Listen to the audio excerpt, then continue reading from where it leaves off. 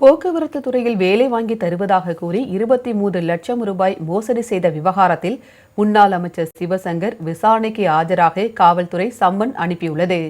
திமுக முன்னாள் அமைச்சர் சிவசங்கரின் உதவியாளர் என கூறி மோசடி செய்த இளஞ்செழியனை போலீசார் கைது செய்தனர். இதனிடையே இளஞ்செழியன் யார் என்றே தனக்கு தெரியாது என சிவசங்கர் தெரிவித்திருந்தார். இந்நிலையில் 23 லட்சம் ரூபாய் மோசடியில் முன்னாள் அமைச்சர் சிவசங்கருக்கும் தொடர்பு உள்ளதாக முதல் தகவல் அறிக்கையில் வெளியாகியுள்ளது. மோசடியில் பாதிக்கப்பட்ட ஓய்வு பெற்ற SSI சீனிவாசன் தலைமைச் செயலகத்தில் சிவசங்கரை சந்தித்ததாகவும் வேலை நிச்சயம் என தொலைபேசி வாயிலாக பலமுறை சிவசங்கர் உறுதி செய்ததாகவும் FIR-இல் பதிவு செய்யப்பட்டுள்ளதாக கூறப்படுகிறது.